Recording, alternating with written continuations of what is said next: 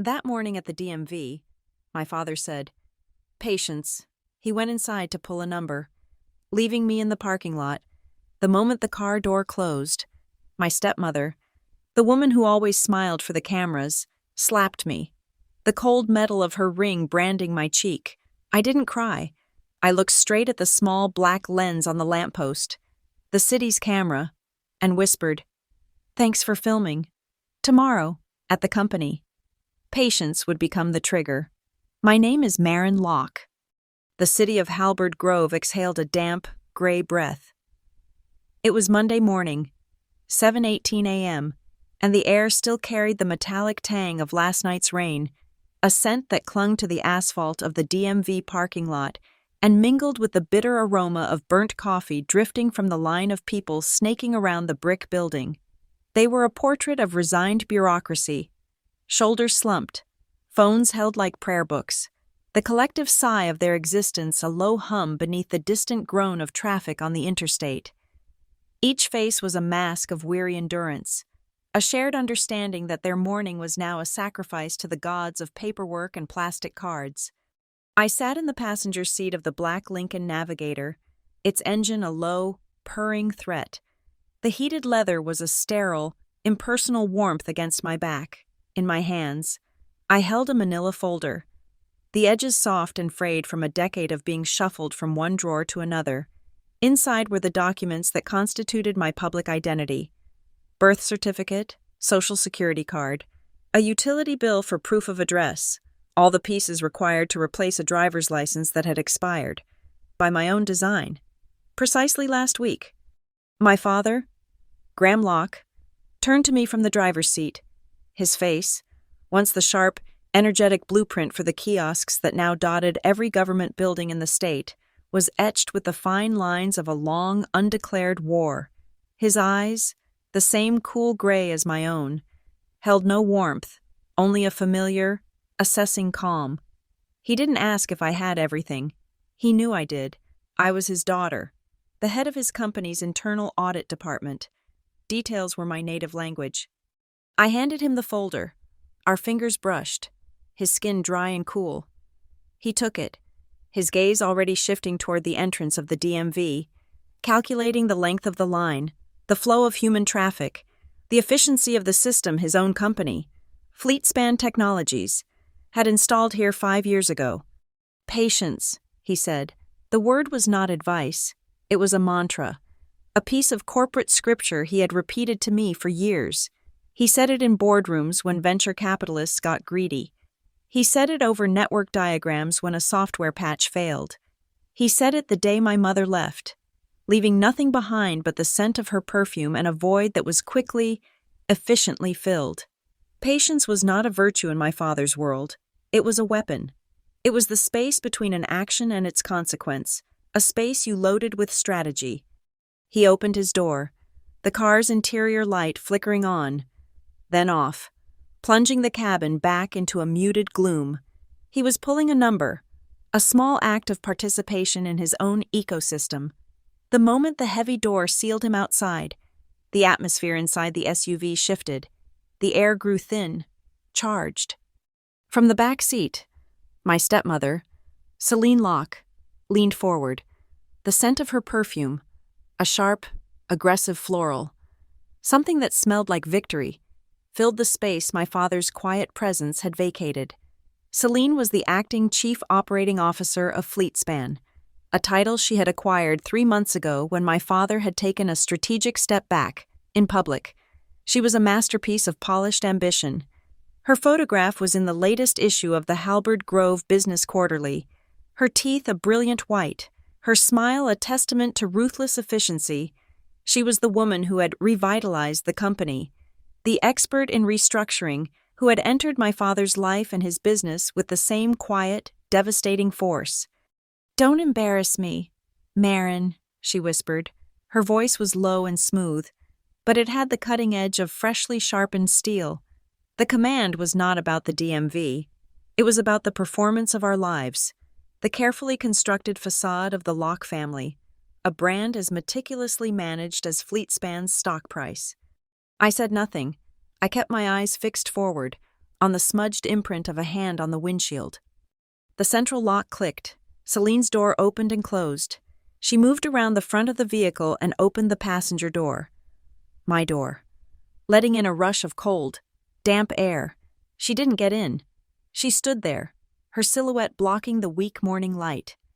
"Get out," she said. "We need to talk." I did as she asked, my movements measured. I knew this was not a conversation, it was a demonstration. I stood on the painted white line of the parking space, the navigator ticking softly as its engine cooled. The moment I was clear of the door, she slammed it shut. The sound was a definitive, metallic punctuation mark. The world seemed to shrink to the few feet of asphalt between us. She stepped closer, her heels silent on the damp ground. Her face was a mask of cold fury, her perfectly applied lipstick a slash of crimson in the gray morning. Then her hand moved. It was a blur of motion, fast and precise. The slap was not loud, but it was absolute. It was a physical manifestation of every silent threat, every dismissive glance, every backhanded compliment she had ever given me. A starburst of heat exploded across my left cheek. The shock was not in the act itself, but in its location. Here, in public, the raw, undisguised aggression of it. I tasted blood, a faint coppery tang. My jaw ached. I could feel the sharp, cold outline of the massive platinum wedding band she wore, my mother's ring, pressed into my skin. There was a faint, sickening click as it struck the enamel of a molar. For a split second, the sound was louder than the hum of the city, a sound like a tiny, precise mechanism breaking. I did not cry. I did not flinch. The instinct to react, to raise a hand, was a distant impulse, one I had trained myself to ignore years ago. Instead, I let the pain anchor me. I held her gaze for a single, frozen second, registering the flicker of triumph in her eyes. It was a mistake, her mistake, the one I had been waiting for. Slowly, deliberately, I lifted my head. My gaze traveled past her perfectly coiffed hair, over the roof of the DMV building, and settled on the top of a slender gray metal pole at the edge of the parking bay. Lamppost B12. Near the top, nestled just below the light fixture, was a small, dark dome, a single, unblinking eye. A tiny green LED blinked with a steady, rhythmic pulse. Active. Recording. The city's public surveillance network. Another system Fleetspan had consulted on. I knew its specifications: high-definition video, ambient audio recording, sensitive enough to pick up a conversation at 50 feet, 30-day data retention, all accessible through a public records request. Celine followed my gaze. A flicker of uncertainty crossed her face, but it was quickly replaced by arrogance. She saw a lamppost. I saw a witness. She leaned in, her voice dropping to a venomous whisper. The words meant only for me. "In my world, you're just a number, something to be processed. Remember that?" I met her eyes again, the cold fury inside me crystallizing into something hard and clear. I leaned forward, my own voice barely a breath, but carrying the weight of a decade of observation. "And you," I whispered back, "are a receipt, proof of a very bad transaction." Her eyes narrowed. The threat was understood. Before she could form a reply, the sound of the navigator's door unlocking cut through the tension. My father was walking back towards us. His pace was unhurried, his expression unreadable. He stopped a few feet away, his eyes moving from Celine's rigid posture to my face. He didn't need to ask what had happened.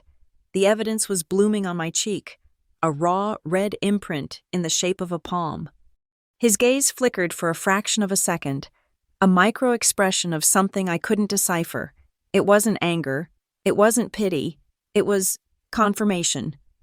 He looked past me, his eyes finding the same dark dome on the lamppost. His voice was flat, devoid of emotion, a simple request for data. "Cameras?" I gave a single, sharp nod. He looked back at me. A silent message passed between us, an entire conversation conducted in a moment of shared stillness. He reached into his coat pocket and pulled out a small, rectangular ticket of cheap paper. He pressed it into my palm. My fingers closed around it. It was number 44. Patience, he said again. This time, the word was different.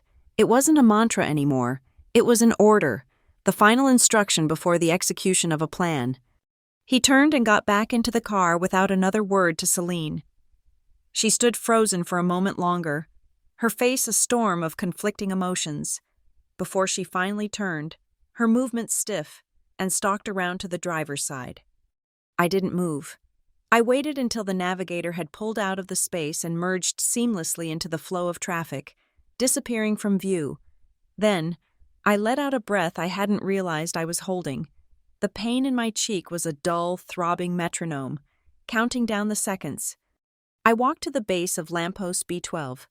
There, riveted to the metal, was a small, weatherproof plate. On it was a QR code and a string of alphanumeric characters, CPH Grove PL B12, the asset tag for the city of Halberd Grove's public surveillance system. I pulled out my phone. The screen's cool light felt alien against my heated skin.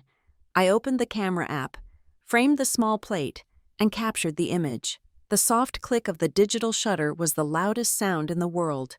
It was the sound of a key turning in a lock, the sound of a promise being made. I slipped the phone back into my coat pocket, my fingers brushing against the crisp paper of ticket number 44. My reflection in the phone's dark screen was a distorted mask. One half of my face flushed and swelling, but my eyes were clear. They were calm. They were the eyes of an auditor who had just found the one critical discrepancy that would unravel everything. FleetSpan Technologies is, on paper, a monument to civic efficiency. We build the quiet, orderly machinery of public life. Our self-service kiosks stand like silent steel sentinels in the lobbies of DMVs, hospitals, and airports, their touchscreens glowing with a promise of streamlined service. We design the software that organizes the chaos of waiting, transforming formless crowds into a predictable, manageable queue. Our tagline, "Progress in process," is etched onto every piece of hardware we ship. It suggests a clean, logical world where every problem has a procedural solution. We sell order. We sell the illusion that a complex, frustrating experience can be reduced to a ticket number and an estimated wait time. In America, that's a product with infinite demand. The company was born from my father's mind. Graham Locke was an engineer to his core, a man who believed in elegant code and the clean mechanics of a well-designed system. He built the first FleetSpan kiosk in our garage, the scent of solder and hot metal a permanent part of my childhood memories. He saw a problem, the inefficiency of government services, and engineered a solution. He was a creator, not a conqueror. He built a kingdom, but never learned how to properly rule it. Then came Celine. She didn't enter our lives. She executed a targeted insertion. She arrived 10 years ago, after my mother left, introduced as a restructuring expert by a board growing nervous about my father's focus on product over profit. She spoke a language he didn't understand. Leveraged assets, strategic downsizing, market penetration. She was fluent in the dialect of the boardroom predator. To my father, she was a necessary evil, a translator for a world he found distasteful. He saw her as a tool to manage the parts of the business he couldn't stand. He never realized that, to a tool like Celine, everything, and everyone, looks like something to be used, reshaped, or discarded. Within 2 years, she was no longer just a consultant. She was Mrs. Locke. I watched this hostile takeover of my family and my father's company from the inside. I didn't have the power to stop it, so I chose to understand it. I started at FleetSpan as a junior data analyst, a position that felt like being a groundskeeper on a vast estate. I learned the flow of information, the architecture of our databases, the digital footprints left by every transaction and every employee. I was good at it. I could see the narrative in the numbers, the ghost in the machine. I worked my way up, promotion by promotion, until I became the head of the internal audit department. My title is a polite corporate fiction, What I really am is the company's institutional memory, its conscience. My job is to transform suspicion into irrefutable, actionable proof. I hunt for ghosts. In the public eye, Celine is the savior of Fleetspan. She cultivated this image with the same meticulous strategy she applies to everything. She is the face on the cover of Halberd Grove Business Quarterly, her smile a brilliant, predatory white against a backdrop of brushed steel and Fleetspan logos. The article celebrated her as a visionary female leader, the woman who took my father's quaint analog-era company and transformed it into a tech powerhouse. She gives talks at industry conferences on disruptive innovation and sits on charity boards. Her presence a calculated investment in social capital. She performs the role of the benevolent corporate queen flawlessly. But inside the walls of Fleetspan, another narrative circulates in hushed tones over lukewarm coffee in the break room and in encrypted messages on company phones. It's a story about preferred vendors. This is a classic move in the corporate grifter's playbook. You create a need, a specialized service, a pilot program for new tech, and then you award the contract to a newly formed, unknown company, a company that, more often than not, is a hollow shell, a P.O. box, and a bank account controlled by someone on the inside. These vendors receive payments for testing or consulting, funds that are written off as research and development, quietly siphoned from the company's bloodstream. For the past year, I had been watching the blood flow. My suspicions started with the DMV contract, our largest and most complex municipal partnership. As part of the rollout of our new QLogic 2.0 system, Celine had initiated a series of pilot surge capacity tests. The stated purpose was to ensure the system could handle peak hour traffic. The payments for these tests were being routed through 3 new vendors I had never heard of: Vireo Systems, Northline Analytics, and Lumen Q. The invoices were my first clue. They were procedurally perfect, but their numbering was odd. They followed a non-sequential pattern of prime numbers, a bizarre, almost arrogant signature, and the timestamps were all clustered in the same narrow window.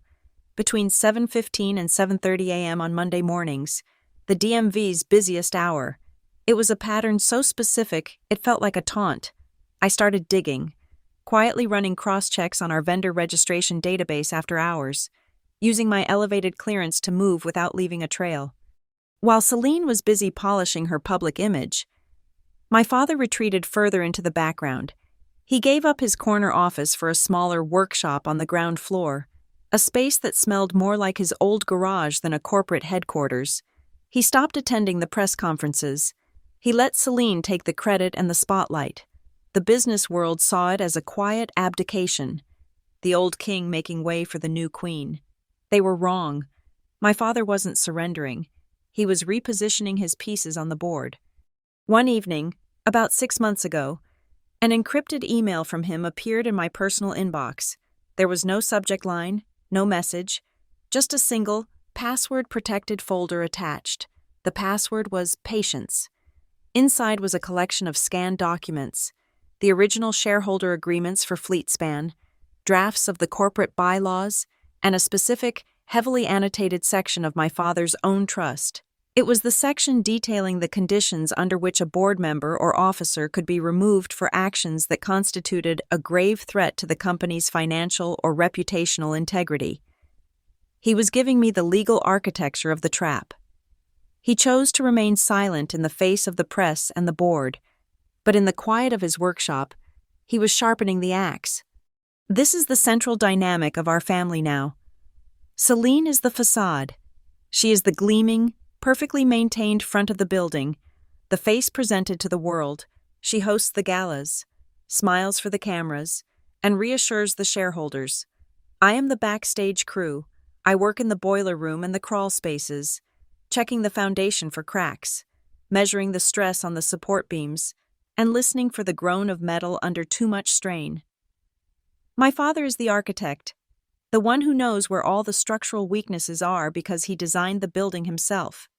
The Halberd Grove DMV contract is the keystone of Celine's entire strategy. It's the largest government contract Fleetspan has landed in a decade. Securing it was her crowning achievement. the proof of her visionary leadership.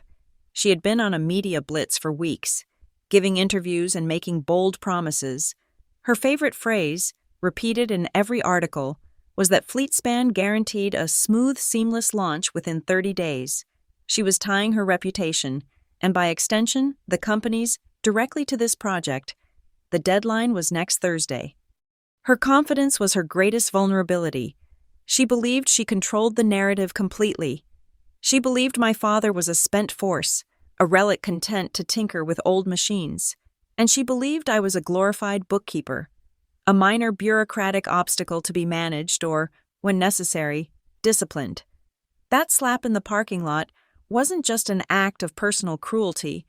It was a statement of power, a demonstration of her perceived impunity. She thought she was putting me in my place.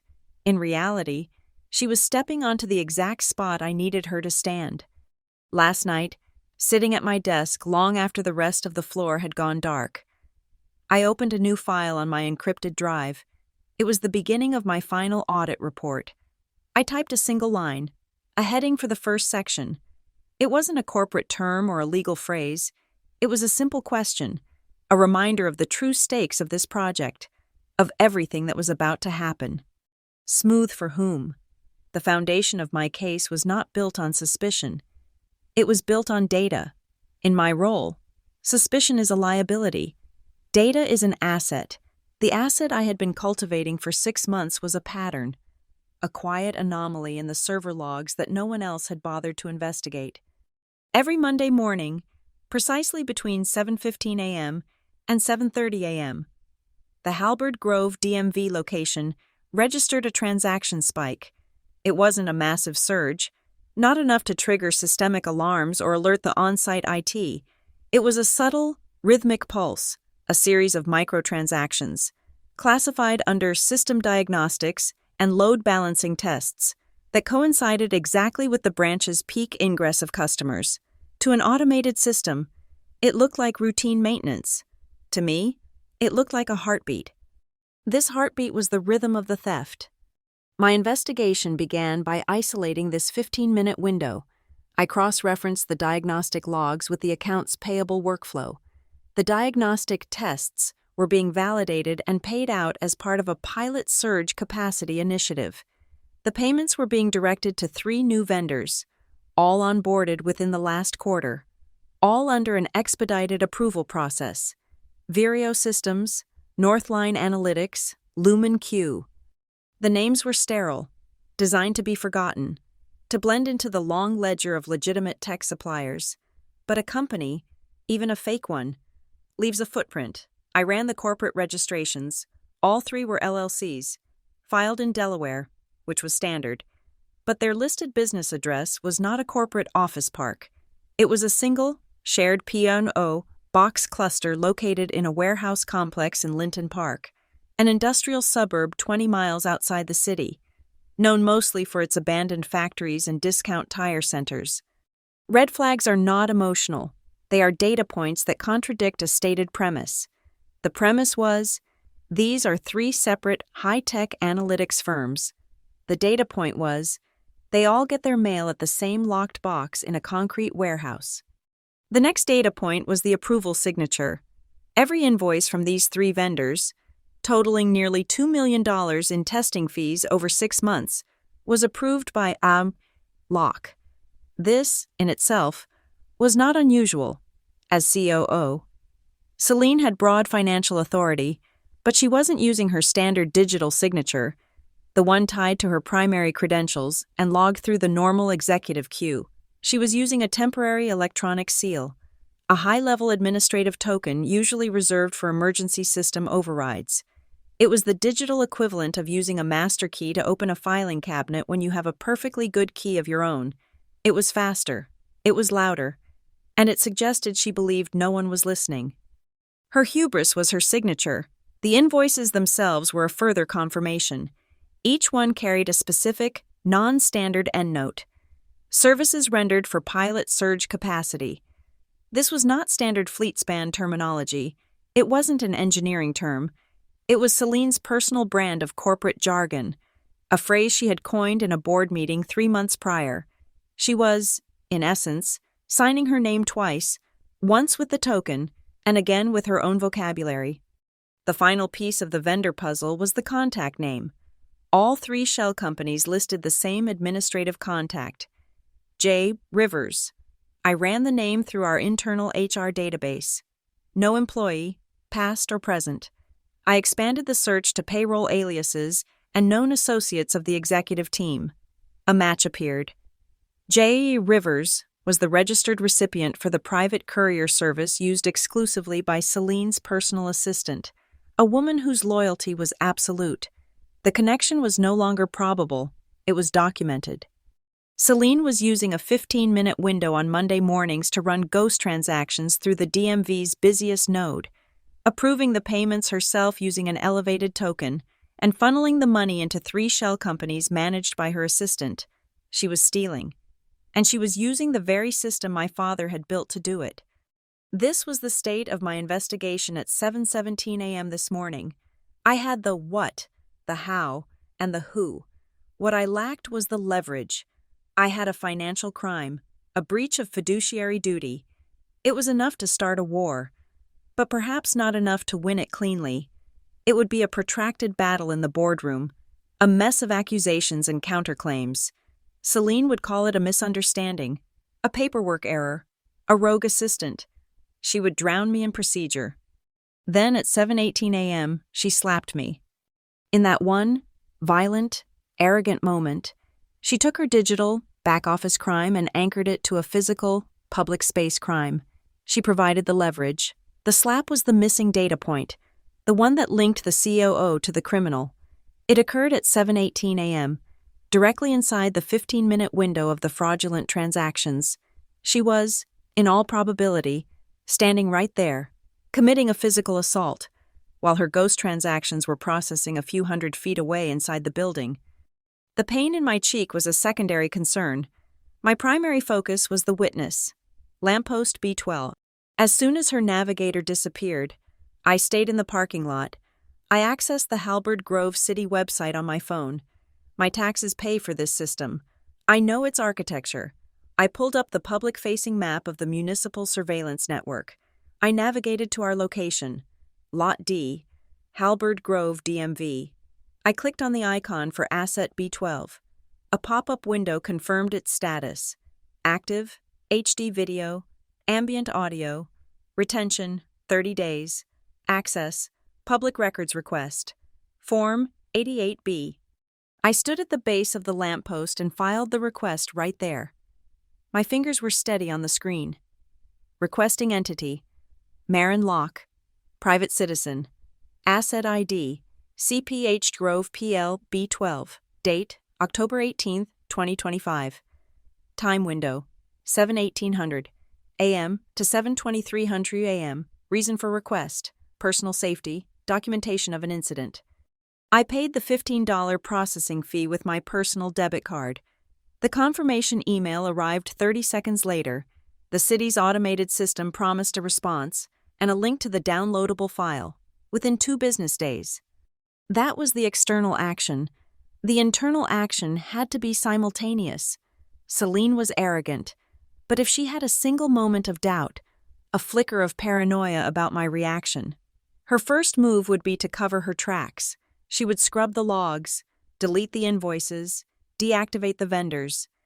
I walked into the DMV, past the line of waiting people, past the FleetSpan kiosk my father had designed. I didn't pull a number. I went to the men's restroom. Less traffic, more privacy. I locked myself in a stall, sat on the closed lid, and connected my phone to my secure laptop, tethering a high-speed connection. I didn't log into the primary production server. That's the front door. Its access logs are monitored in real time. Instead, I routed my connection through a VPN in a different state and accessed Kestrel. Kestrel is our off-site disaster recovery server. It's a complete, real-time mirror of our entire financial and operational database, syncing every 60 seconds. It exists for one reason: to rebuild the company from scratch if the primary server is destroyed. Its access logs are separate and far less scrutinized. It is the company's digital shadow. I authenticated using my highest level audit credentials. I had the permissions to view, but not to alter. I didn't need to alter, I just needed a copy. I located the expenditure databases for the last 6 months, specifically the tables governing the pilot surge capacity accounts. I packaged them. I initiated a compressed, encrypted download, routing the file not to a company device, but to a private, secure cloud vault. The progress bar on my laptop screen was a thin blue line. It crawled from left to right. It was 7:29 a.m. I could hear the automated voice of the FleetSpan kiosk calling out numbers in the lobby. Now serving number 38. I thought of the number my father had pressed into my hand. 44. At 7:30 a.m., precisely as the fraudulent transaction window closed, the download completed, package FY25. Pilot XP DB AES 256 1.2 GB. I disconnected, wiped my local credentials, and shut down the laptop.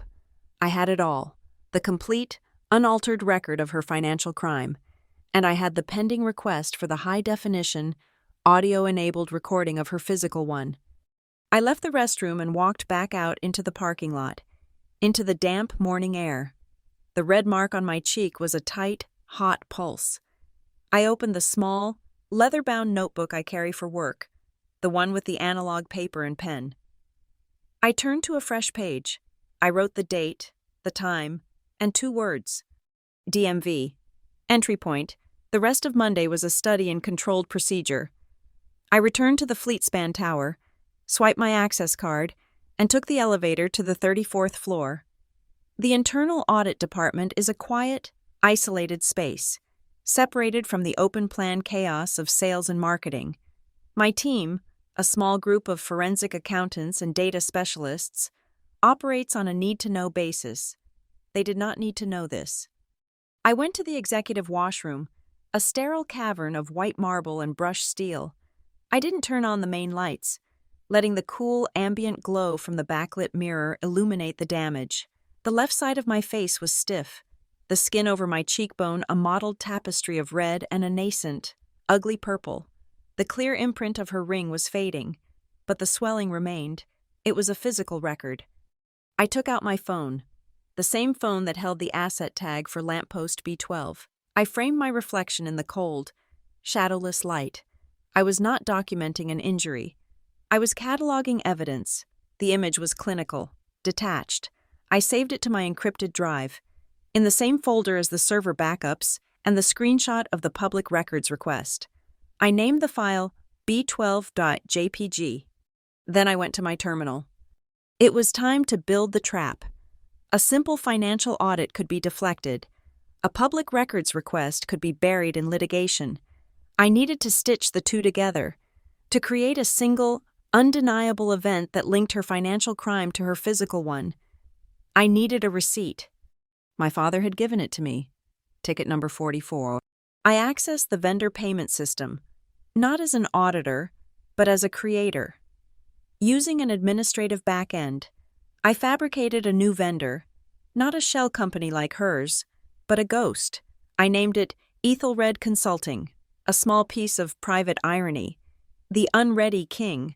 I assigned it a dormant routing number linked to a secure third-party escrow account, an account that had been established years ago by my father's independent legal counsel, waiting for a purpose.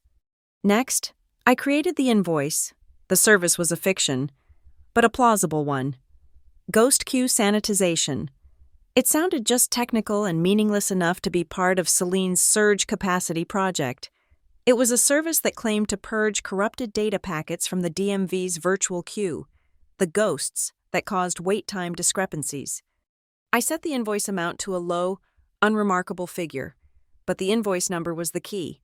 I numbered it 044. This was the mechanism, but a trap needs a trigger. Celine was arrogant, but she was also insulated, protected by layers of executive assistance and automated workflows. I needed her, specifically, to approve this invoice. I needed her digital fingerprint on this specific piece of bait. I embedded a string of metadata into the invoice file. It was a simple comment, one that would only be visible to a user with her specific administrative privileges. The comment read, "Urgent flag. Requires S. Lock. Elevated token for 2.0 compliance." It was a lie, but it was a lie wrapped in the language of her own authority. It appealed to her ego and her need for control. It suggested that this small, insignificant invoice was, in fact, a critical part of her grand DMV launch, something only she could handle. The trap was built, now, to bait it. I drafted a new email. My tone was that of the diligent, slightly stressed department head. To Celine Locke, CC, Head of Engineering, DMV Project Manager. Subject, Urgent, DMV Go Live. Pre-test requirement. Celine. During a final diagnostic of the Halberd Grove DMV node, my team flagged a potential vulnerability in the virtual queue, data ghosting, that could impact wait time accuracy during peak load. This could jeopardize the seamless launch you've guaranteed for Thursday. Engineering agrees that we should run a 24-hour hot test of a new sanitation protocol. I've sourced a specialist vendor, Ethelred Consulting, who can deploy a fix, but it requires immediate approval to stay on schedule.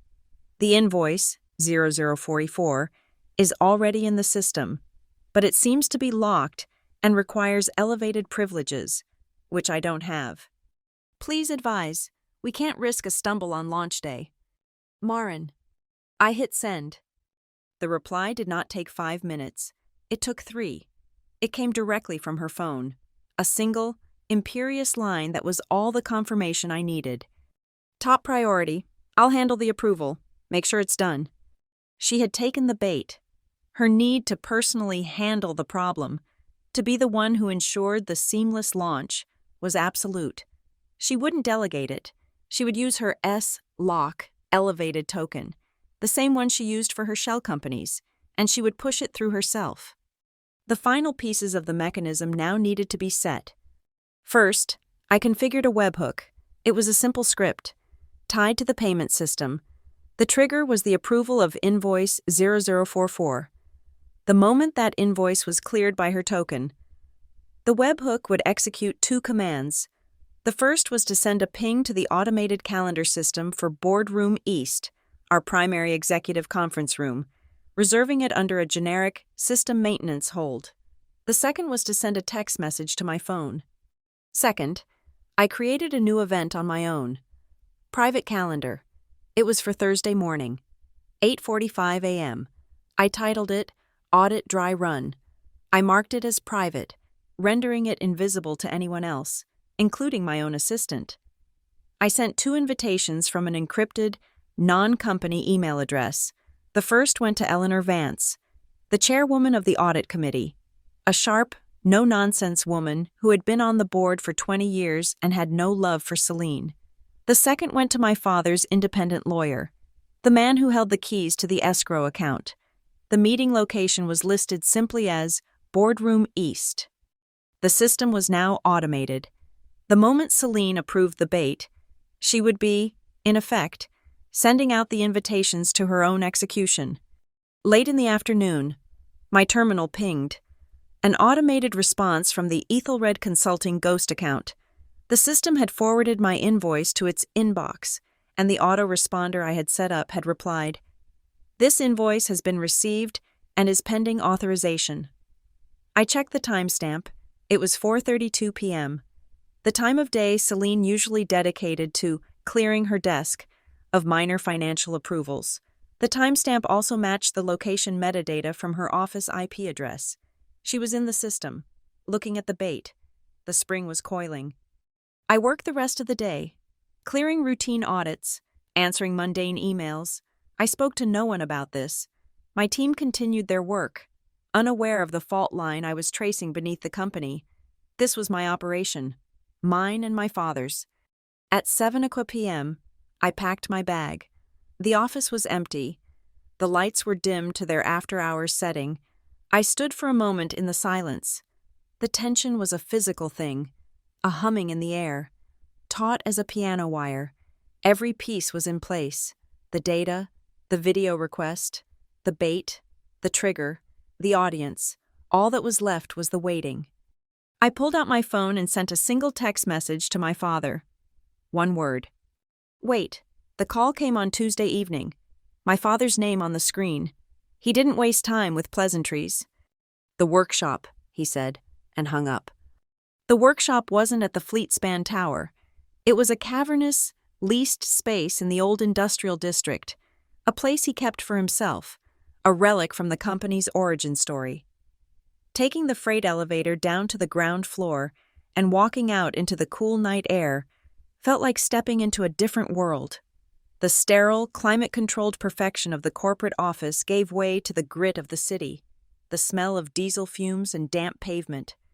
I drove my own car, a nondescript sedan, through the quiet streets. The workshop was in a long, low brick building that had once been a textile mill.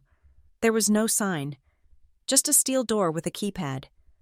I entered the code he had given me when I was 16. It still worked. The air inside was a time capsule. It tasted of cold metal, mineral spirits, and the faint, sweet smell of ozone from an old arc welder in the corner. It was the scent of my father's true nature. Here, surrounded by dormant machinery and dusty blueprints, he wasn't the retired founder or Celine's silent husband. He was Graham Locke, the engineer. Along one wall, in a silent procession, stood the ghosts of Fleetspan's past. The original kiosk prototype, a hulking thing of beige steel and thick-glassed CRT screen, a sleek, failed model from the early 2000s that had a beautiful brushed aluminum body, but a processor that always overheated. Every success and every dead end of his professional life was cataloged here. He was standing at a heavy wooden workbench at the far end of the room, his back to me. He was wearing an old canvas work coat. He wasn't looking at a schematic. He was sanding a small piece of wood, his movements slow and methodical. The request for the city's video file was approved this afternoon, I said, my voice echoing slightly in the vast space. The link is in my vault. The file for invoice 0044 is planted and waiting for authorization. He didn't turn around. She hasn't touched it. It wasn't a question. No, she's letting it sit. A small power play, making me wait. Patience, he said, the word absorbed by the dusty air. He finally set down the piece of wood and turned to face me. His eyes were clear. There was no fatigue in them, only a profound, settled calm. He wiped his hands on a rag and walked over to a metal filing cabinet, the kind that was probably obsolete before I was born. He opened a drawer with a loud screech and pulled out a simple, unmarked manila envelope. It was thick. He held it out to me. This is for Thursday. I took it. The paper was cool and heavy, the weight of it substantial in my hands. I didn't open it. I waited. It's a voting trust, he said, his voice quiet but resonant. My shares, all of my voting power. It's an instrument I had drafted a long time ago, for a day I hoped would never come. He walked back to his workbench, leaning against it. It transfers my controlling interest, temporarily, to a designated trustee, under a very specific set of circumstances. He paused, letting the words hang in the air between us. The primary clause is triggered by demonstrable proof of action that causes grave and material harm to the company's assets or public reputation. This was it. The legal mechanism, the paper weapon, the financial crime I had uncovered, the ghost vendors, the stolen $2 million, was the grave and material harm. That was the core of the case. He sighed, a long, slow exhalation. It was the sound of a man who had carried a heavy weight for a very long time. I chose patience, Marin, he said, looking at me directly. I chose patience because I wanted paper to beat a sledgehammer, shouting matches in a boardroom, accusations. That's noise.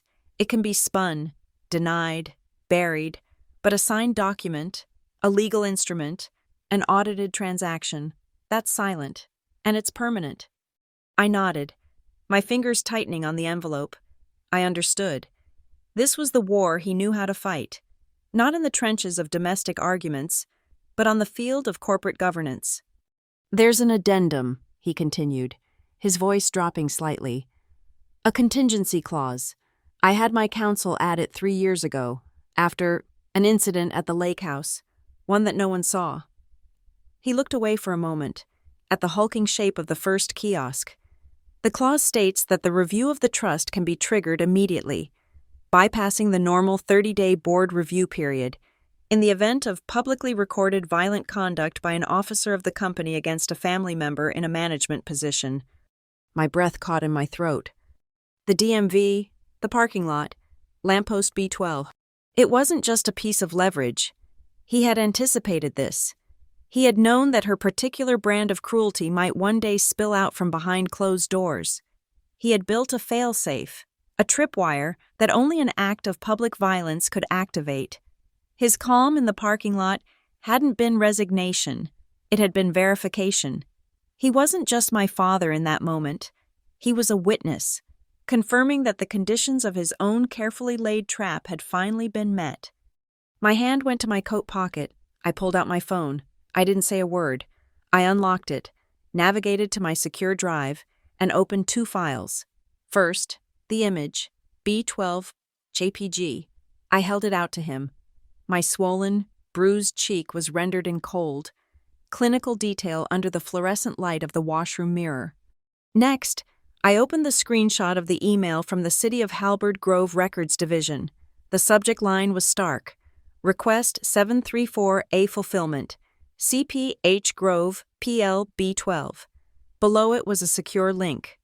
I placed the phone on the workbench, next to the manila envelope, my evidence next to his, the digital record of the violence next to the legal instrument designed to respond to it. They were 2 halves of the same key. He looked at the phone, then back at me. There was no apology in his eyes. He would never apologize for her, and I would never ask him to. There was something else. A quiet, fierce affirmation. He reached out and placed his hand on my shoulder.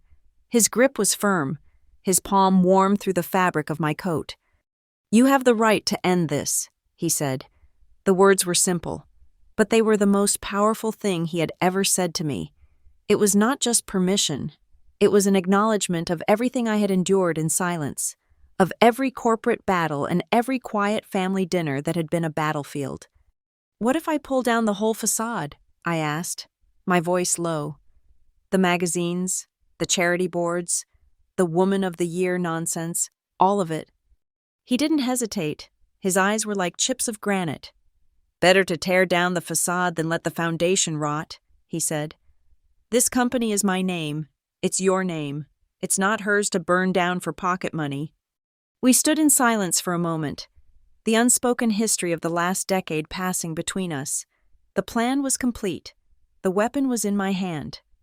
"Thursday," I said, "before the DMV press conference, the one she's scheduled for 9:00 a.m. She'll approve the invoice tomorrow," he stated, a certainty in his voice. "She can't resist the final say. She'll want it cleared before the launch." "The meeting will be at 8:45 a.m., I confirmed. "Vance and your lawyer are the only ones invited. The webhook will book the room." "I'll be there," he said. "I'll sit at the head of the table." He picked up the manila envelope and placed it back in my hand. "This will be my statement. I won't say a word." He didn't need to. His signature, on every page of that trust, would be the only testimony required. He would sit in silence, as he always had, but this time, his silence would be an act of war. I slipped the envelope into my briefcase. It felt like a slab of stone. I turned to leave. "Marin," he said. I stopped at the door and looked back. He was standing by the workbench, a silhouette against the faint light, a ghost among his own creations. "Be patient," he said. "Just a little longer." I nodded. I understood. Patience was not about waiting. It was about timing. I walked out into the night and got into my car. The city lights seemed sharper, the air cleaner. I drove home, the heavy envelope on the passenger seat beside me. I pulled out my small leather notebook, the one where I had written DMV. Entry point. I turned to a new page. I wrote the date, and beneath it, a single word. Finish. Thursday, the day of the performance. The city was waking up, but on the 41st floor, the executive wing was already at high alert. The air was charged with the brittle, artificial energy of a product launch. This was Celine's day, the day she would stand in front of the press and declare the DMV contract, her contract, a flawless success. At 8:02 a.m., the first salvo was fired, a company-wide email. The subject line blazed with corporate optimism. DMV Go Live, a new era of public service. My inbox chimed, a polite, metallic sound that felt like a prelude.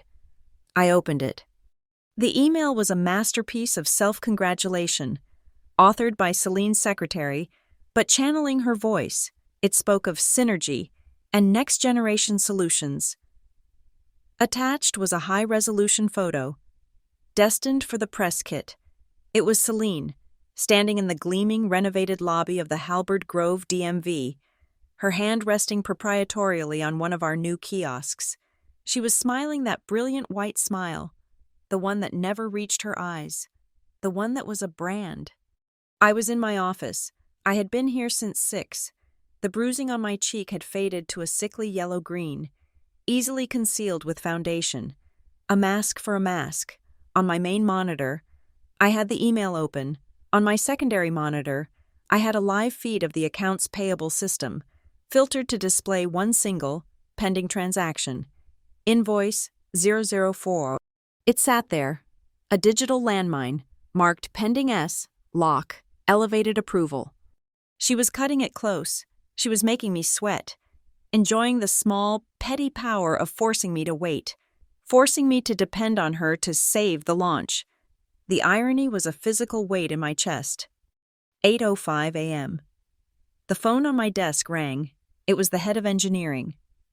Marin, is that sanitation protocol running? Celine is about to go to the pre-brief, and she'll want confirmation. Waiting on COO approval, I said, my voice flat, a perfect imitation of a stressed but diligent employee. The invoice is locked to her token. Christ, he muttered, and hung up. The pressure was building, not just on me, but on her. She had to approve it. 8:10 a.m. The seconds on my screen's clock clicked over with agonizing slowness. 8:11:04 a.m. It happened. The screen flashed. The status of invoice 0044 changed. A single word, in stark, digital green, approved. And beneath it, the timestamp and the digital signature, the electronic fingerprint I had been waiting for. S, lock, elevated. My father was right. She couldn't resist. A fraction of a second later, my phone vibrated silently on the desk. A text message, generated by the webhook I had built. Trigger, 0044, 8:12 a.m. Across the building. On the 44th floor, the executive boardroom level, a small red LED on the wall panel outside Boardroom East turned green. The magnetic lock on the heavy oak door disengaged with a solid, definitive click. In the executive lounge down the hall, 2 people stood up. Eleanor Vance, the chairwoman of the audit committee, put down her untouched coffee. She was a woman in her 60s, dressed in a severe gray suit, her expression one of permanent, intelligent skepticism. Beside her, my father's lawyer, a man named Harris, closed his leather briefcase with 2 sharp, metallic snaps. They had received their own text message, identical to mine. They walked out of the lounge. Their footsteps were the only sound in the plush-carpeted hallway. Eleanor's sharp, rhythmic tap-tap-tap, and Harris's heavier, measured tread. They were the audience, arriving for the show. 8:20 a.m. At my terminal, my fingers moved with surgical precision. The approval was logged. Now, I had to secure it before it could be scrubbed. I didn't just download a log file. I initiated a full, real-time mirror of the transaction server's active state, capturing the digital snapshot of her approval, the metadata, the IP address of her terminal, and the exact state of the S-Lock elevated token at the moment of its use. The data streamed, encrypted, to the secure cloud vault, the same vault holding the DMV video, the server backups, and the photo of my face. The blue progress bar filled in seconds. The evidence was now permanent, indelible. I unplugged my secure USB drive. It was warm to the touch. I stood up, put on my jacket, and walked out of my office, leaving my screen on, the approved status glowing like an epitaph. I took the executive elevator to the 44th floor. The doors opened to silence. Vance and Harris were already inside Boardroom East, standing by the window, looking down at the city. They both turned as I entered. I nodded. They nodded back. The lawyer moved to a chair at the side of the table. Eleanor, as was her right, took the seat to the left of the head. I went to the lectern. I plugged my USB drive into the secure port.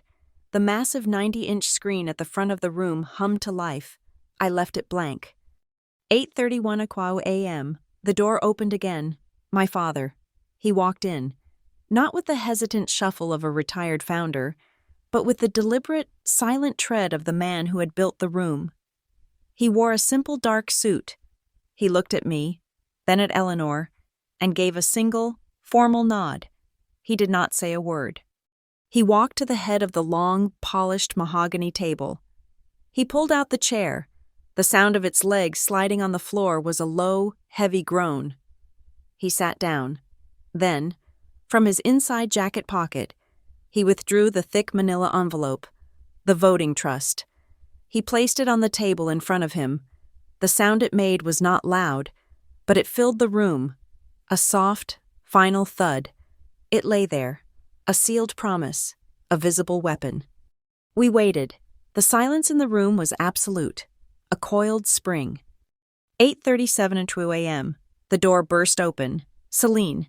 She didn't enter a room. She conquered it. She was a whirlwind of motion and sound, her heels clicking an aggressive staccato on the wood floor. Her perfume hit us first, a sharp, chemical floral that smelled like ambition, an assault on the senses. She was flushed with victory, her eyes bright and manic from the pre-launch adrenaline. She was already talking as she walked in, pulling out her tablet. Good, everyone's here. This will have to be fast. The press is already setting up downstairs. She didn't seem to register the silence, the atmosphere. She saw me, Eleanor, and her husband, and she assumed this was the last-minute panic meeting I had engineered.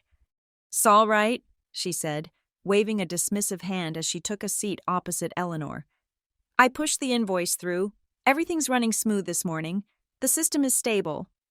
8:40 a.m. I stood at the lectern. "Thank you for coming, Celine." I tapped the control panel. The blank screen flickered. It resolved into 3, perfectly divided vertical panes. Pane 1, a live feed of the server approval log, with invoice 0044 approved, at the very top. Pane 2, a static image of the invoice itself.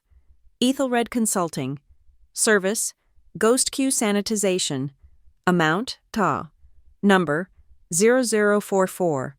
Pane 3, a blank black square, titled with the city asset tag, CP H. Grove PL B12. Celine squinted at the screen. "What is this, Marin?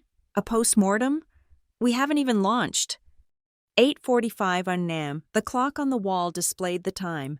It was the moment. The room was sealed. All the actors were in place. Eleanor Vance, the chairwoman of the audit committee, turned her head, her sharp eyes fixing on me. She didn't look at Celine. She didn't look at my father. She looked at me, the auditor. Her voice was cool, procedural. "Begin, Ms. Locke." I met her gaze. My hand was steady on the mouse. "Begin." 8:46 a.m. I pressed a button on the control panel. The heavy door to Boardroom East clicked shut. The magnetic lock engaged with a solid, echoing thunk. It was a sound of finality, a sound I had been waiting 10 years to hear. As if on cue. The room's automated lighting system shifted. The warm, indirect light that simulated morning faded, and the overhead task lights engaged. A cold, shadowless, brilliant white light flooded the table, illuminating every face, every line, every expression. The facade was over. Celine, finally sensing the shift, looked from the locked door to my father's face, to the sealed envelope on the table. For the first time, a flicker of uncertainty, of animal panic, appeared in her eyes. "What is this? Graham? What is this?" 8:47 a.m. I ignored her. My eyes were on the screen.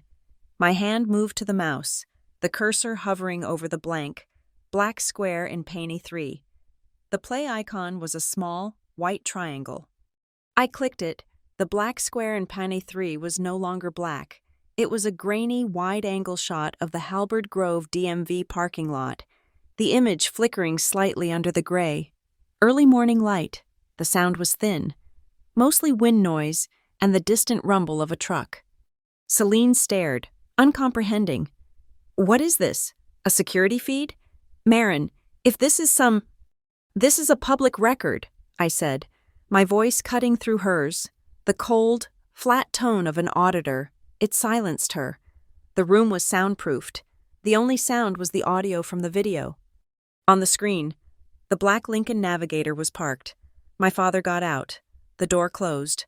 The timestamp in the corner. NTP Sync. Mon. OC 16, 2025.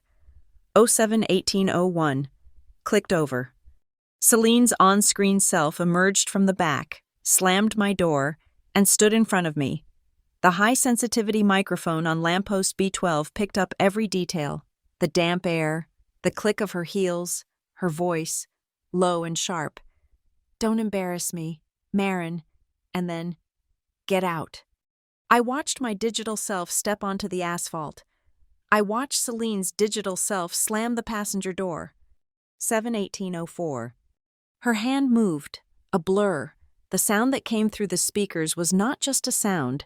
It was a physical impact, a sharp, wet thwack that echoed with the sickening, high-pitched click of metal on enamel. Her ring. Eleanor Vance flinched. A small, sharp intake of breath. The lawyer, Harris, remained perfectly still. My father did not move.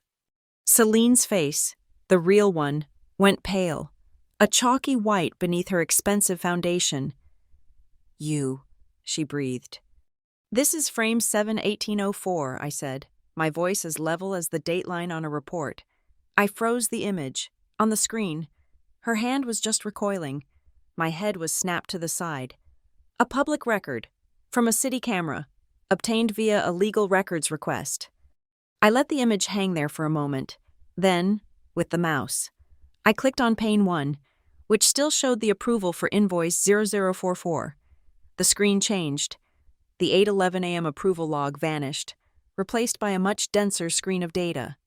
"These," I said, "are the server logs from Kestrel, the offsite backup, a perfect mirror of the database, captured by my department on Monday, at 7:30 a.m. My fingers flew across the keyboard at the lectern, entering a filter command. Filter. Token IDs. Lock elevated. Date OC 16, 2025. Time 07:15, 7:22. The screen repopulated. A list of transactions. 07-1802. Vendor, Vireo Sys. Invoice, 9109. Action, approved. Token, S. Lock elevated. 7-1803. Vendor, Vireo Sys. Invoice, 9127. Action, approved. Token, S. Lock. Lock elevated. 7-1805. Vendor, Northland Ann. Invoice, 4409. Action, approved. Token, S. Lock elevated. "You were busy that morning, Celine," I said, "while you were in the DMV parking lot at 7:18 a.m. committing an assault. Your elevated token was simultaneously being used to approve fraudulent invoices from an IP address traced to your executive office terminal." I unpaused the video in pane 3. My digital self was lifting my head, staring at the camera. Celine's on-screen voice, a venomous whisper, filled the room. "In my world, you're just a number. something to be processed. Remember that? I paused the video again. A digital forensics lab ran a voice print comparison. A new window opened, a spectral analysis graph. On one side, the audio from the parking lot. On the other, a reference sample. Celine's speech from the Women in Tech Gala last month. The system found a 94.7% match, I stated, well above the legal threshold for positive identification.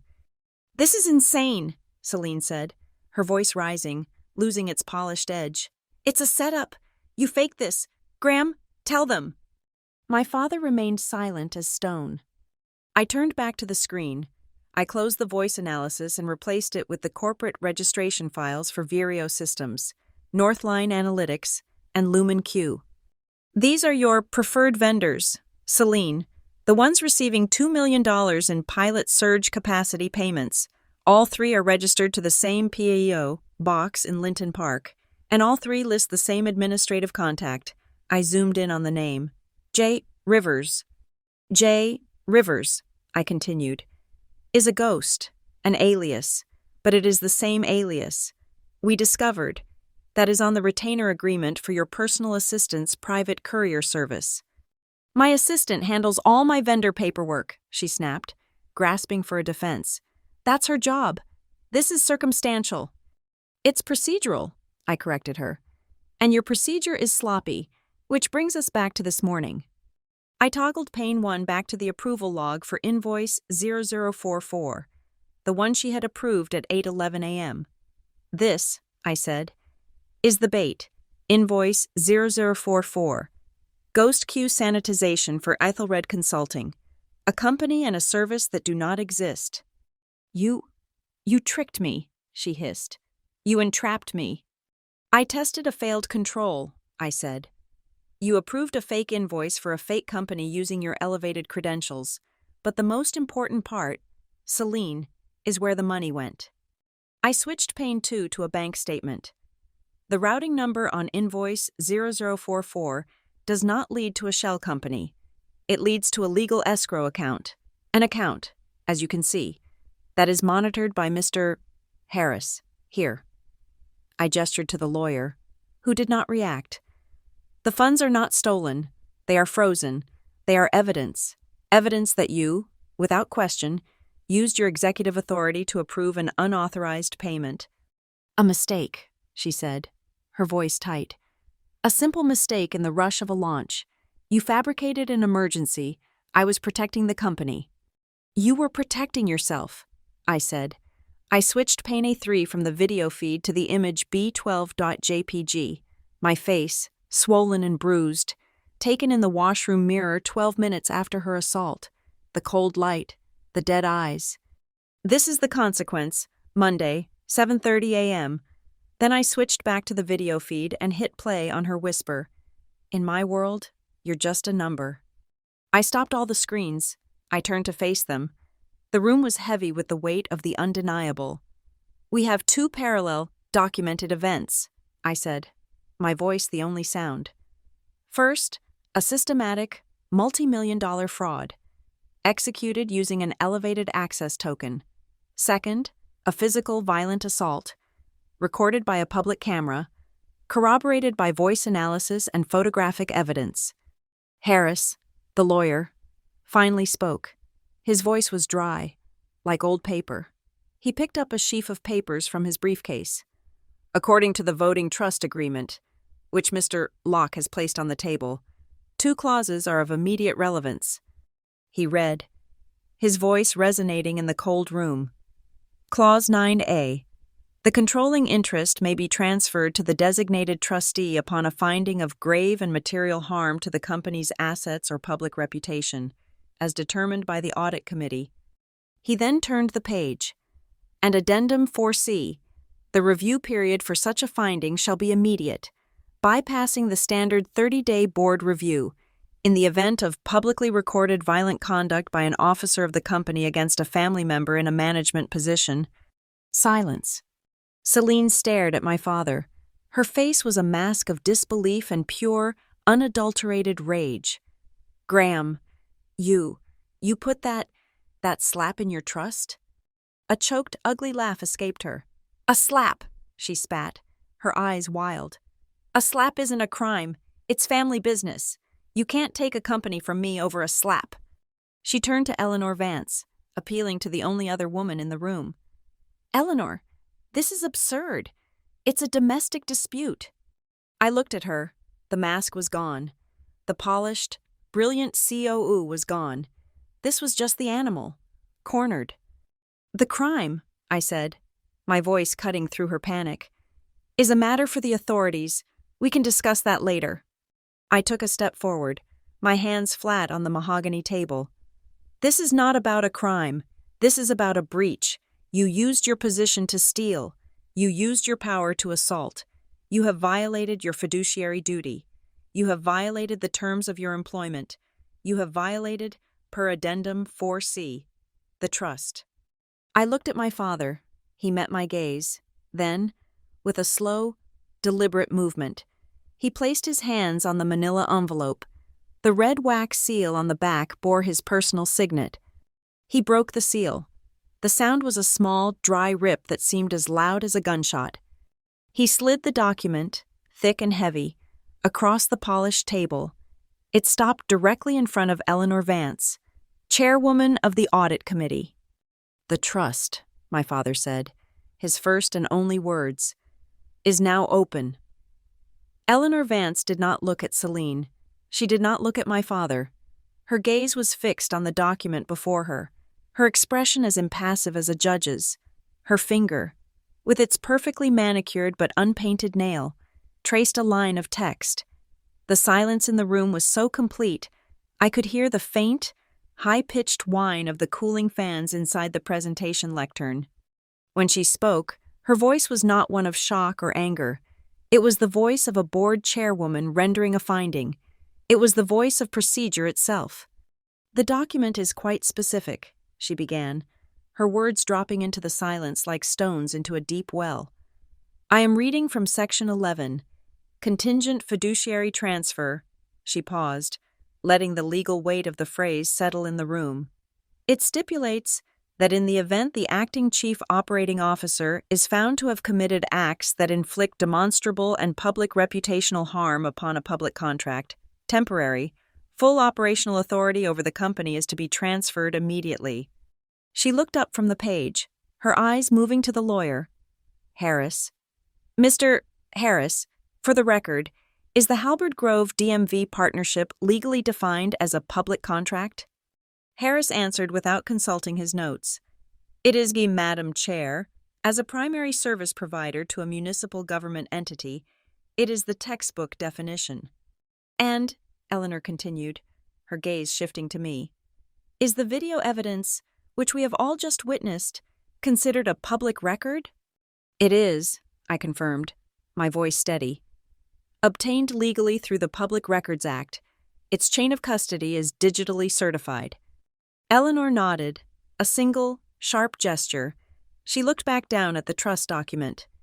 "And finally," she said, her voice dropping slightly, as if for emphasis, "the trust designates the recipient of this temporary operational authority. The designated trustee is not a member of the board, nor an external counsel. The trust names a specific corporate position." She lifted her head, and for the first time, her steel-gray eyes met Celine's. "The position designated is head of internal audit."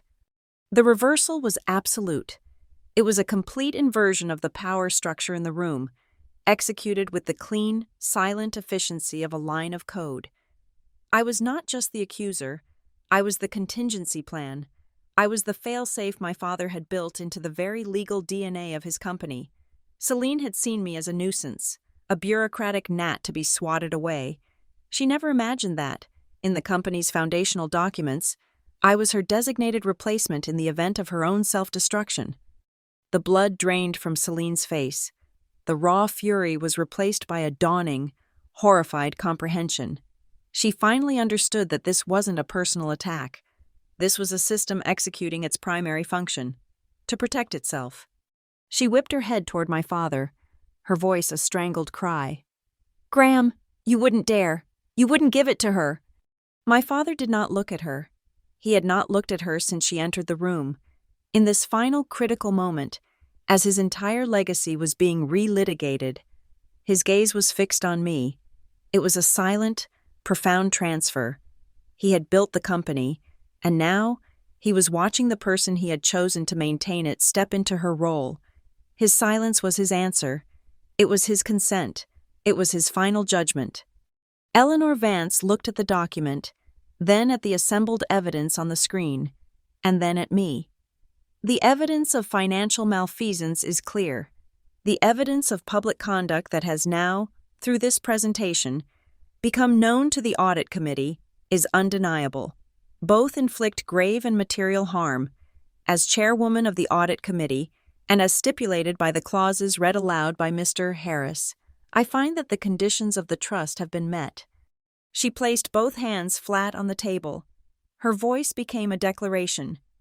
I hereby recognize the activation of the temporary transfer of operational control, as defined in Section 11 of the Locke Family Voting Trust, effective immediately. The words hung in the air. For a moment, no one moved. Celine was frozen, her face a mask of disbelief. Then I moved. Patience was over. It was time for procedure. I reached into my briefcase, which I had placed beside the lectern. I pulled out a single, slim folder. From it, I produced a document. It was a formal directive, already printed on fleet-span letterhead, with a signature line at the bottom. My first act, I said, my voice resonating with an authority no one in this room, save my father, had ever heard from me, is to protect the company's assets from further exposure. I placed the document on the table. This is a directive, effective immediately, to suspend any and all payments to the vendors Vireo Systems, Northline Analytics, and Lumen Q, pending a full forensic audit of the pilot surge capacity program. I looked at Harris. Mr. Harris, can you confirm the legal department's next action? Harris nodded, already pulling a phone from his pocket. Confirming, a hold notice is being placed on all related accounts, and per the activation of the trust, a system-wide revocation order is being issued for the administrative token S-Lock elevated. It will be inactive in approximately 90 seconds. Her keys, her master key, gone. My own phone buzzed. A new email. It was a pre-drafted communication I had scheduled to be sent the moment my webhook was triggered. It went to the head of public relations. My second act, I said, glancing at the phone, is to control the narrative. The PR team has just received new instructions. The 9:00 a.m. press conference at the DMV is no longer a launch celebration. The talking points have been revised. The event is now a press conference on FleetSpan's unwavering commitment to preserving the integrity of its public partnerships.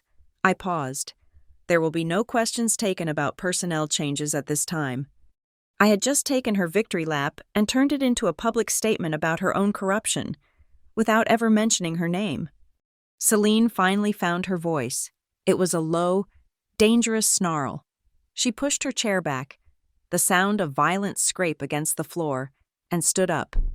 "You bitch," she spat, her eyes boring into me. "You have no idea what you're doing." "On the contrary," I said, my voice remaining perfectly level, "I know exactly what I'm doing. I am protecting the integrity of this company." I looked at her, my expression unreadable. "And in the interest of that integrity, and to avoid any further conflict of interest during this transitional period, I must ask you to leave the boardroom." The finality of the words, spoken in the cold, polite language of corporate governance, seemed to stun her more than any shout would have. I was firing her, but I was doing it with procedure. "Get out," she hissed. "I'm not going anywhere." I didn't raise my voice. I didn't need to. I tapped a control on the lectern, the one that unlocked the door. The heavy oak door swung inward with a soft, hydraulic whoosh. Standing just outside, in the hallway, were two men. They were from the corporate security team, but they weren't the usual uniformed guards.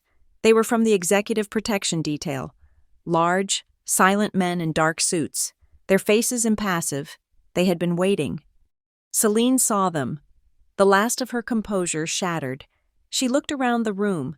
at the unmoving faces, at my father's implacable stare, at Eleanor's cold disapproval. There was no ally here, no exit. She had been completely and utterly outmaneuvered. She grabbed her tablet from the table, her movements jerky. She turned to leave, but stopped at the door. She looked back. Not at my father, but at me. Her face was a contorted mask of proud hatred.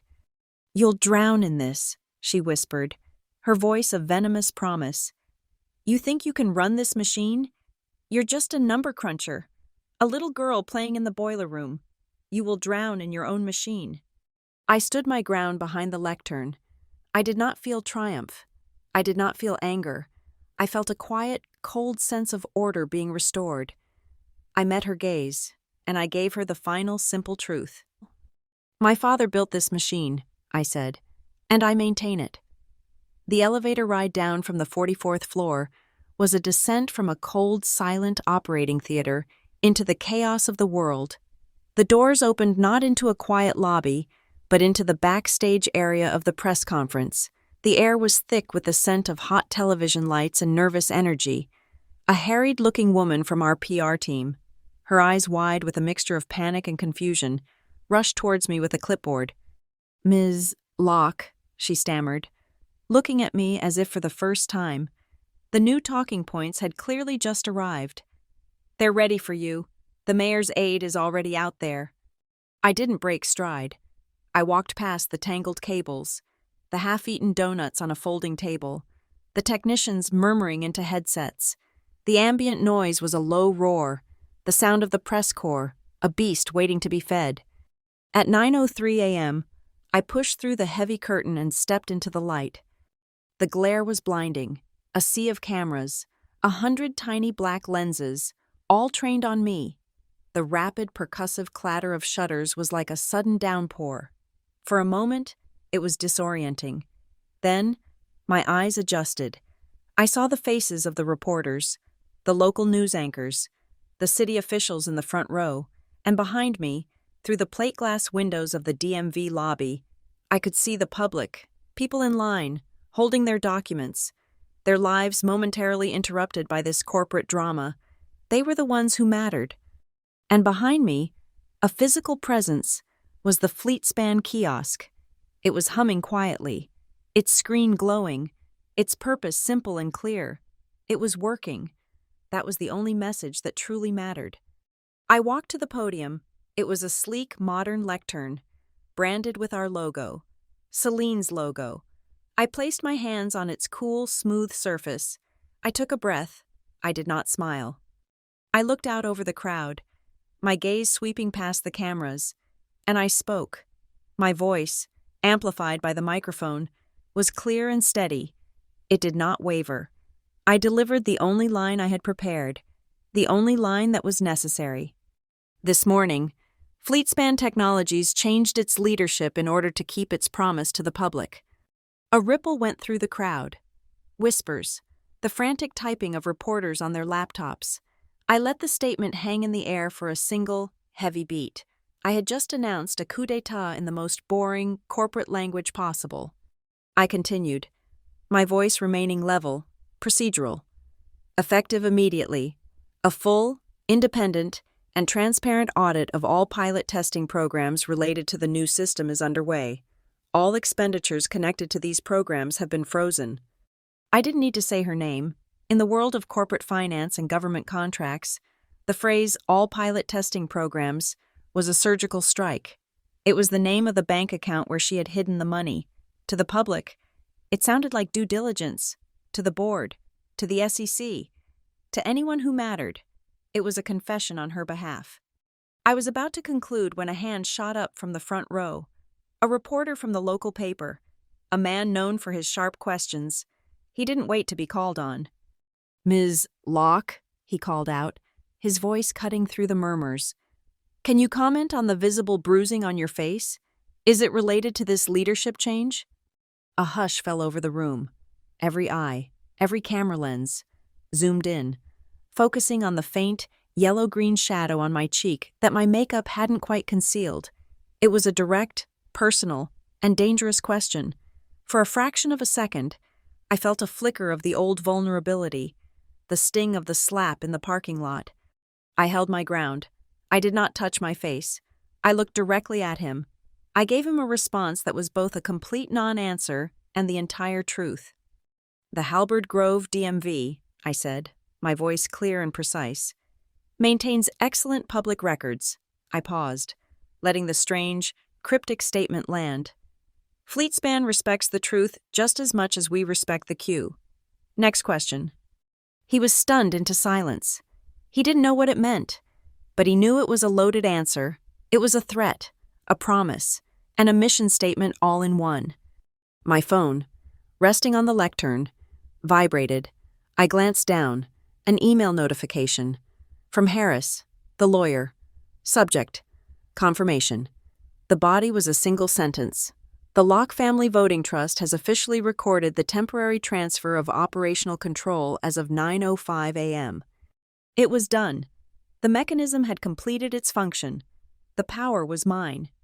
I looked up, my gaze moving past the reporters, to the back of the crowded lobby, and I saw him. My father was standing near the entrance, away from the press, half hidden by a concrete pillar. He was just another face in the crowd. No one was paying attention to him. He was looking at me. As our eyes met, he slowly, deliberately, lifted his hand. In it, he was holding a small rectangular piece of paper. "Ticket number 44. He held it up, just for a moment, a silent, powerful signal that only I could understand. It was the number that started it all, the key, the reason. I gave a single, almost imperceptible nod. My lips formed a word no one could hear, a word just for him. Patience is complete. He held my gaze for another second, then lowered his hand, the ticket disappearing back into his coat. He turned and, without a backward glance, melted into the crowd and was gone. His part was over. I looked back at the clamoring reporters. Their questions were a meaningless noise. I held up a hand. "Thank you," I said. "That's all for now." I turned and walked away from the podium, away from the blinding lights, pushing back through the heavy curtain into the sudden, relative quiet of the backstage area. The PR woman was staring at me, her mouth slightly agape. I ignored her. My work was not finished. I walked to the makeshift office that had been set up for the event manager. A folding table, a laptop, a portable printer. I sat down. From my briefcase, I pulled one final document. It was a single page, a standard Fleetspan form. Notice of termination. The employee's name was already typed in. Celine Locke. The reason for termination was also typed. Gross violation of fiduciary duty and breach of trust. The effective date and time, immediate. I picked up the pen that was lying on the table. It was a cheap ballpoint. I uncapped it. The sound was a loud click. I thought of the parking lot, of the silent, gray lamppost, B12, standing its post like an indifferent sentinel, its work as a witness now done. I thought of the applause that was starting to filter through the curtain from the press conference, a smattering of polite claps from the city officials, pleased that a scandal had been contained. The sound was irrelevant. It was noise. This was the signal, the final hammer blow. I pressed the tip of the pen to the signature line at the bottom of the page. Maren Locke, Acting CEO. I signed my name. The ink was black and absolute. The motion was smooth and steady. The small, quiet scratch of the pen on the paper was the only sound that mattered. It was the sound of a machine being reset, the sound of a promise being kept, the sound of an ending. I stepped out of the side door of the DMV, away from the lingering press and the nervous energy of the staff. The transition was abrupt, a sudden plunge from the artificial, pressurized atmosphere of the event into the vast, indifferent quiet of the afternoon. The midday sun was high and bright, a clean white light that bleached the color from the world. It fell across the parking lot, making the painted white lines of the parking spaces stand out like fresh, stark marks on a blank page. The air was cool and clean, carrying the simple scent of warm asphalt and distant traffic. The world felt scrubbed. He was waiting for me, standing by a vehicle I hadn't seen in years. It wasn't the Lincoln Navigator. It was his old Ford F-150, a relic from the company's genesis. It was a simple, honest machine of steel and faded blue paint. The truck that had hauled the very first FleetSpan kiosk, wrapped in blankets, to its first installation 2 decades ago. It was a truck built for work, not for show. He didn't say a word as I approached. The high-stakes performance in the boardroom, the silent transfer of power, the public declaration, all of it seemed to dissolve in the simple sunlight. There were no more strategies to discuss, no more contingencies to plan. The mechanism had run its course. He held out his hand. In his palm was not a document or a phone, but a single, old-fashioned key on a worn leather fob. The key to the truck. It was scarred and nicked, its teeth smoothed down by years of use. It was the key to the beginning of everything. I took it from him. The metal was warm from his hand. "You drive," he said. It was the only thing he needed to say. It was a statement of fact. It was a transfer of command. It was the final, quiet confirmation of everything that had just happened. Then he fell silent. His silence as meaningful and complete as any of his most important words had ever been. He walked around to the passenger side, his movements unhurried, and got in, closing the door with a solid, familiar thud. He trusted me with the machine. He trusted me with the journey. I opened the driver's side door. The inside of the truck smelled of old vinyl, dust, and a faint, lingering trace of the machine oil and solder that had once been my father's perfume. This was his real office, his true boardroom. I slid onto the bench seat, the cracked vinyl cool against my skin. The world looked different from here, slower, more real.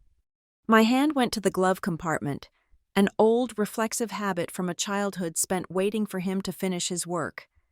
I pressed the latch. The door fell open with a soft groan.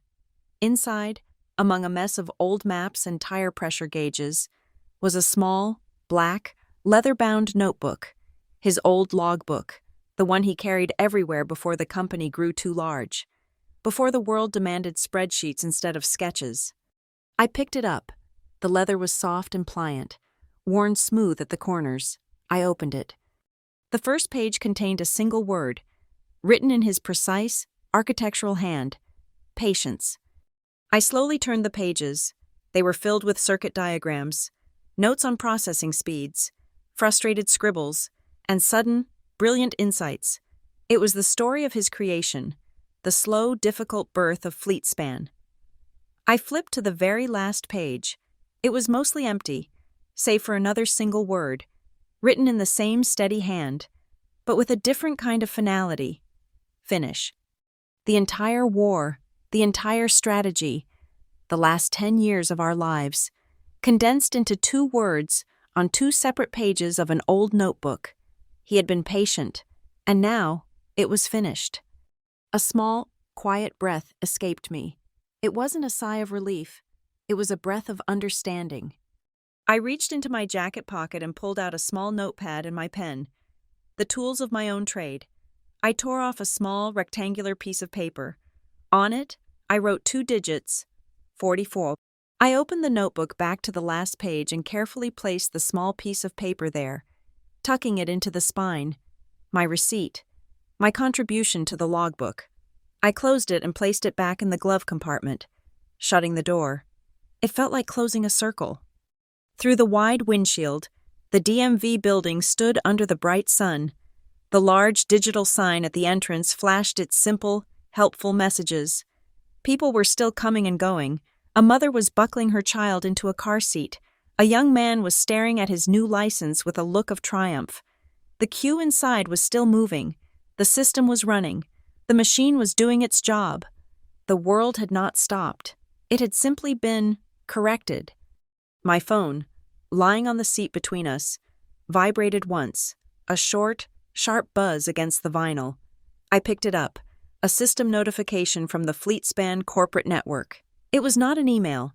It was a log entry, an automated status update from the digital ghost I had just exorcised. Token ID S lock elevated. Status revoked. One line of impersonal, administrative text, a single digital switch, flipped somewhere in the cold, silent world of a server farm hundreds of miles away. An entire era, brought to a close by a single word: revoked. Her master key was broken. Her access was gone. She was, officially, a ghost. I deleted the notification. I put the old key into the ignition. It turned with a satisfying, mechanical resistance. The engine coughed once, then rumbled to life, a low, steady vibration that I could feel in my bones. It was the sound of something real, something that had been built to last. My hands were steady on the large, thin steering wheel. My father sat beside me, looking straight ahead through the windshield.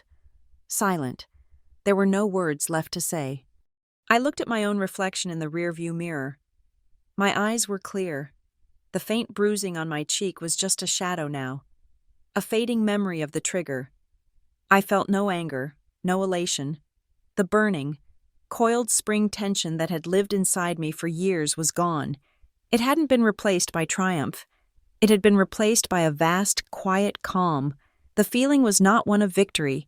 It was a feeling of balance, of a complex equation finally, satisfyingly, solved. There was no need for more revenge. There was no need for more pain. The machine had been serviced. The corrupted code had been purged. All that was left was the work. I put the truck in gear. Done. Thank you so much for listening to this story. I'd love to know where in the world you're tuning in from. So please drop a comment below, and let's connect and share our thoughts. If you enjoyed this, please consider subscribing to the channel and giving this video a like. And to help this story reach even more listeners, you can give it an extra boost by hitting the hype button. Your support means the world.